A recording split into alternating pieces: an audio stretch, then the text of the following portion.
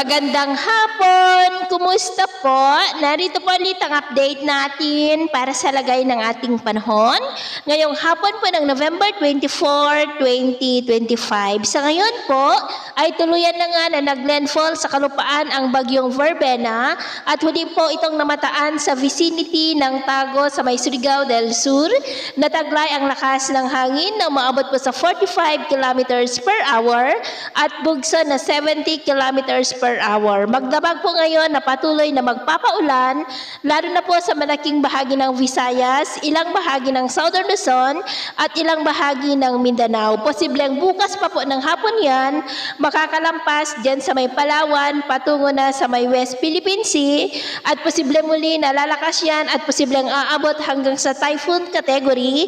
Pagsapit po dyan sa may South China Sea, palayo na po dito sa atin.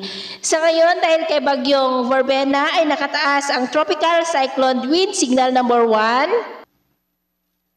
Sa may Occidental Mindoro, Oriental Mindoro, Romblon, northern portion ng Palawan, sa may Araceli, Taytay, El Nido, Dumaran, Rojas, San Vicente, kasama na po ang Calamian, Cuyo, and Cagayan Silio Islands, maging po sa may Masbate, Daon, Milagros, Kawayan, Placer, Pio, V. Corpus, Esperanza, Uson, Dimasalang, City of Masbate, Mobo, Palanas, Aroroy, Kataingan, at Baleno, maging sa may Antique, Aklan, Capiz, Iloilo, Guimaras, Negros Occidental, Negros Oriental, Siquijor, Cebu, Bohol, Samar, Eastern Samar, Biliran, Leyte, and the southern part po ng Leyte.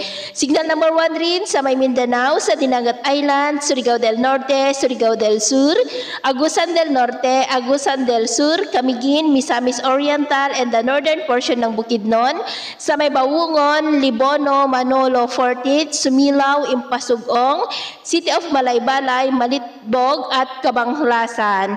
At sa nalalabing bahagi ng ating bansa ay nakakaranas rin ng maulap na kalangitan with isolated rains, dulot ng amihan at shear lines sa nalalabing bahagi po ng Luzon. Sa atin naman pong mga baybayin, maalan po ngayon sa mga baybayin ng Ilocos Norte, Cagayan, Babuyan Island Seaboard, Batanes, at sa silangang baybayin ng Luzon, Visayas, hanggang dyan po sa mga baybayin ng Surigao del Norte, na ang mga alon ay posibleng aabot hanggang sa 2 to 4 meters height.